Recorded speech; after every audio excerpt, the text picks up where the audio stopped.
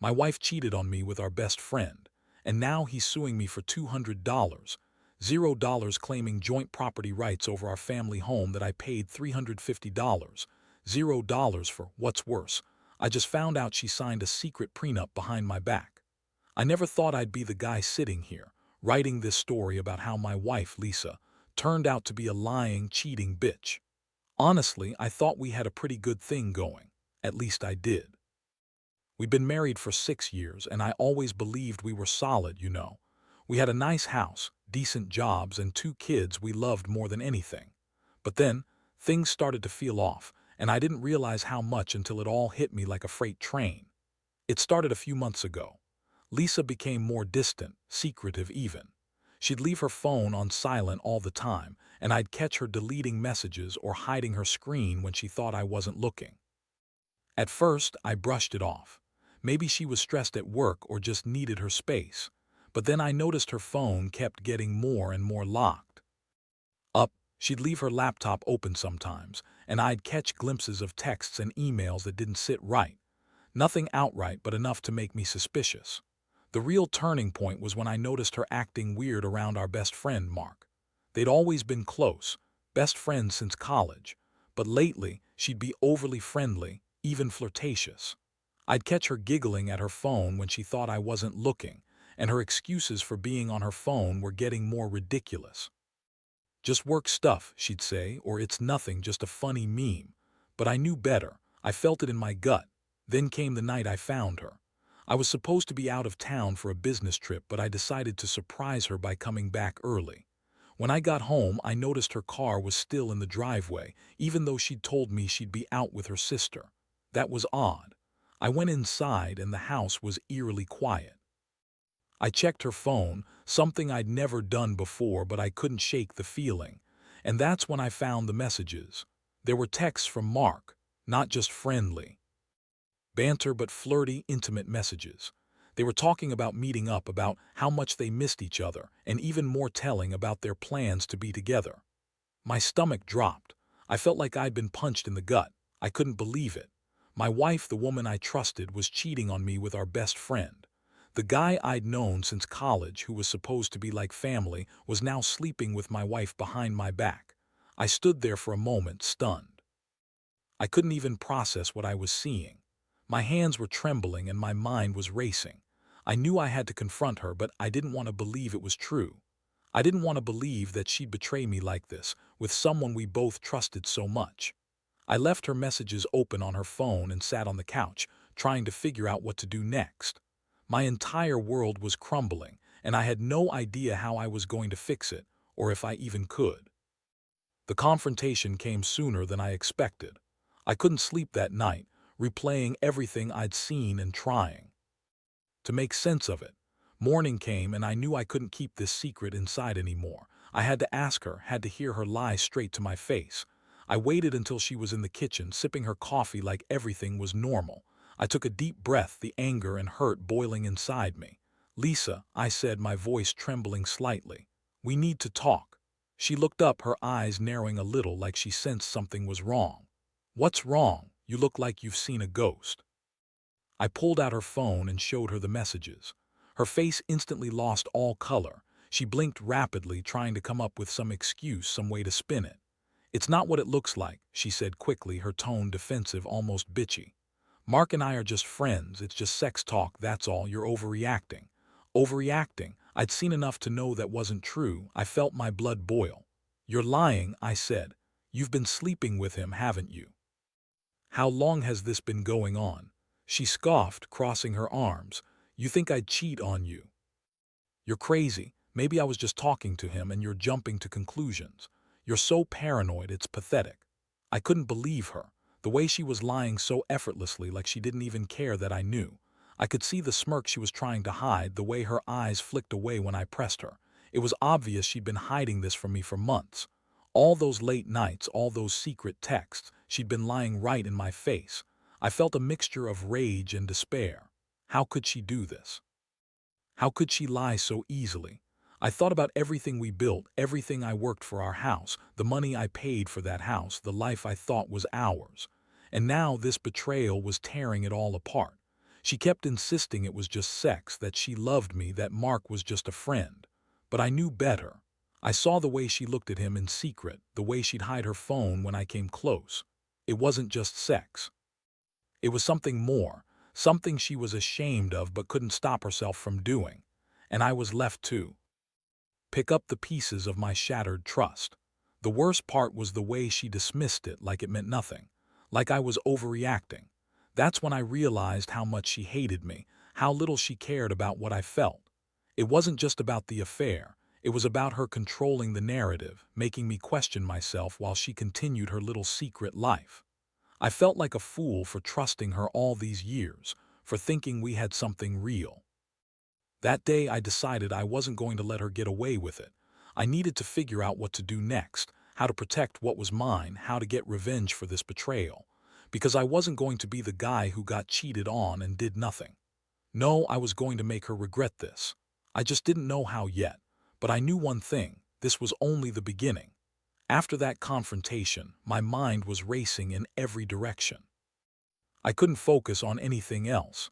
I kept replaying her lies, her dismissals, and the way she looked at me like I was just some obstacle she needed to get past. Betrayal wasn't just about the affair. It was about her arrogance, her ability to lie so effortlessly, and her complete disregard for what I felt. I knew I had to plan carefully because if I was going to get revenge, it had to be calculated. First, I started digging into her phone and emails more thoroughly. I didn't want to just confront her again. I wanted leverage. I found more texts, more secret conversations. She'd been hiding a lot. She even signed a prenup behind my back, trying to protect herself from losing anything if we ever separated. That was a blow. I'd thought we were honest with each other, but she'd been scheming behind my back from the start. It made me furious. How could she betray me like that, and then try to protect herself with a secret prenup?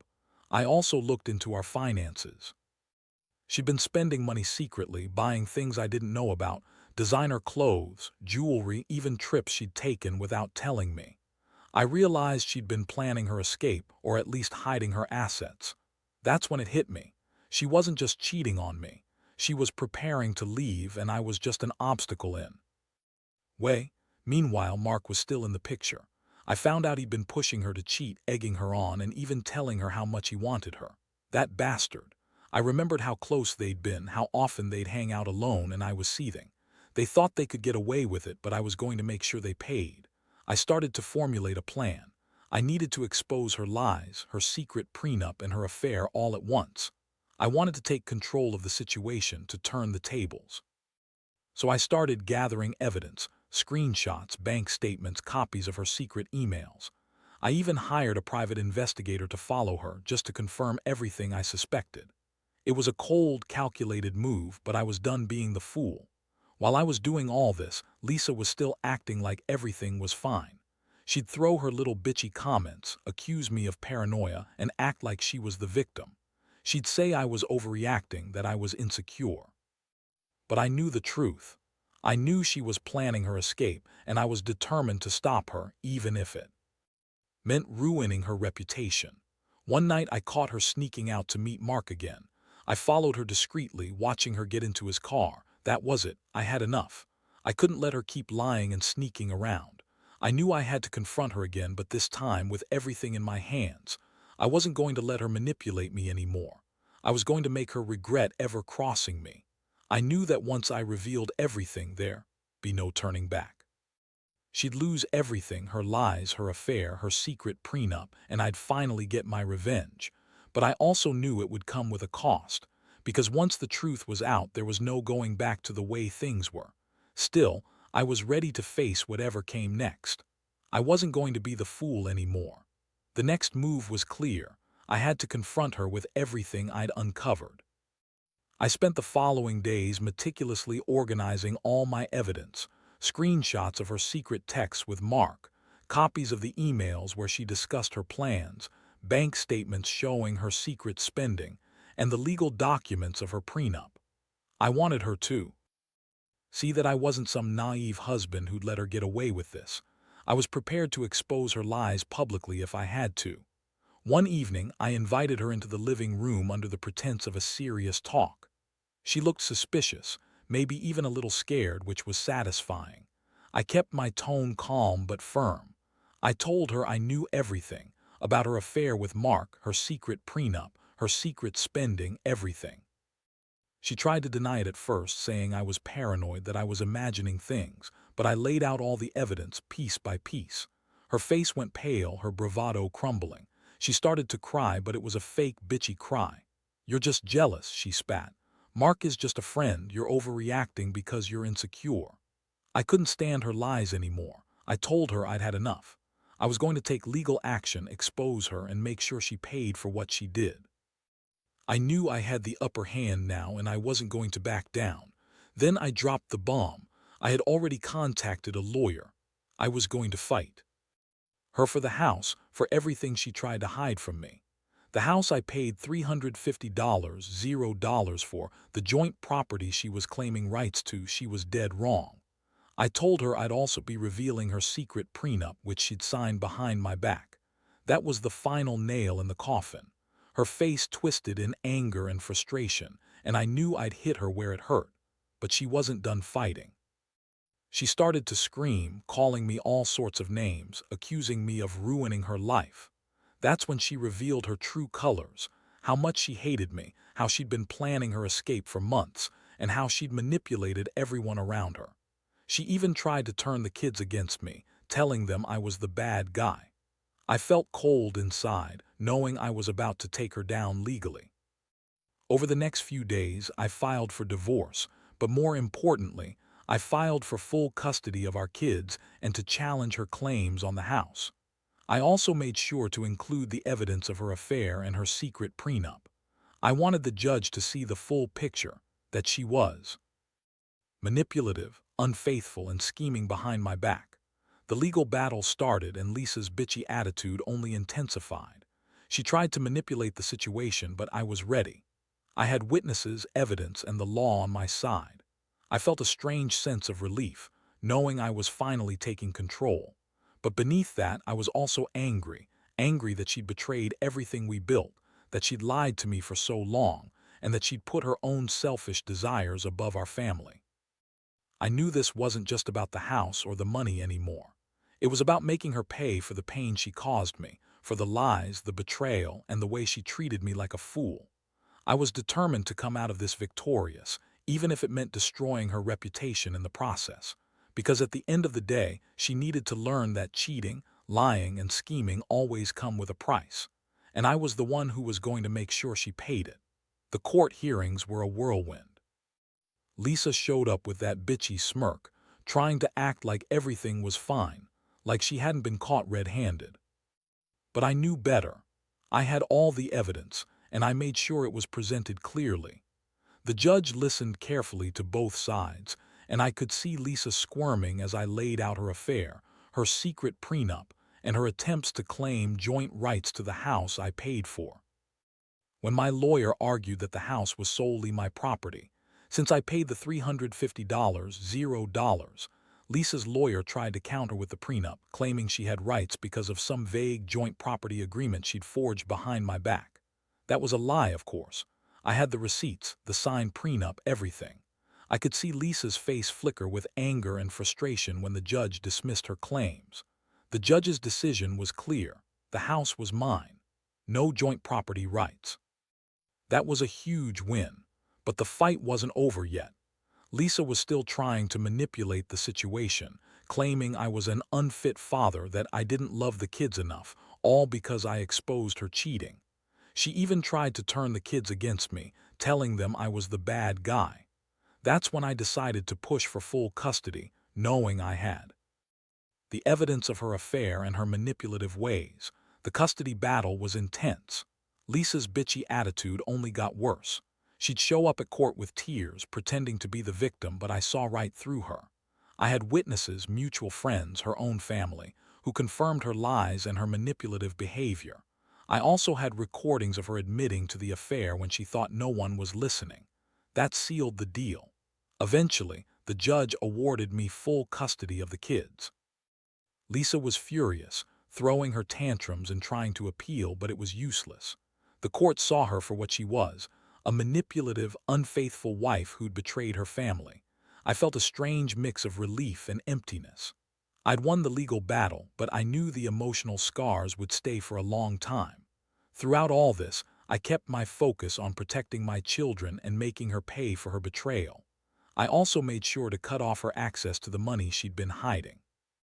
I hired a forensic accountant, and we uncovered more hidden accounts and assets she'd been trying to shield. It was payback for all the lies and manipulations she'd pulled. In the end, I felt a strange sense of closure.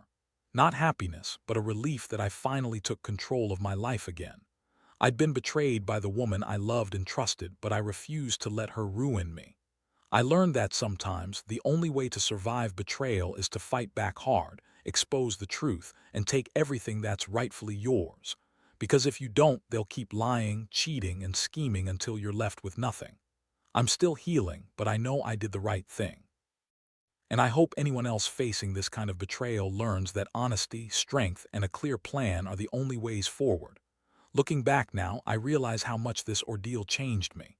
I used to trust blindly, thinking love and honesty were enough to keep a marriage afloat. Turns out I was naive. Lisa's betrayal shattered that illusion completely. But what hurt even more was the way she operated. So bitchy, so manipulative, so convinced she was untouchable. She lied, cheated, and tried to manipulate everyone around her, all while pretending to be the victim. The biggest lesson I learned from all this is that you can't trust everyone, especially not the people closest to you when they're driven by greed and selfishness. I also learned that revenge isn't just about getting back at someone. It's about reclaiming your dignity and protecting what's yours. I fought hard for my house, my kids, and my reputation, and in the end I got it. The divorce is finalized now. I've moved out of the house, and I'm rebuilding my life piece by piece. It's not easy. There are days when I still feel angry, days when I wonder if I could have done something differently. But I know I did what I had to do. I stood up for myself when it would have been easier to stay quiet and accept the betrayal. My advice to anyone going through something similar: don't ignore the signs. Trust your instincts and don't be afraid to dig deep if something feels off. Keep evidence, stay calm, and don't let their lies manipulate you. Know what's yours, your property, your children, your sanity, and fight for it. And most importantly, never let anyone make you feel guilty for standing up for yourself. This experience has taught me that betrayal cuts deep, but it also reveals who you really are. I've found strength I didn't know I had, and I've learned that sometimes the only way to truly move on is to face the pain head-on, expose the lies, and rebuild from the ground up. Life isn't perfect and people will hurt you, sometimes the ones you love the most. But in the end, the truth will always come out and justice, even if delayed, will prevail.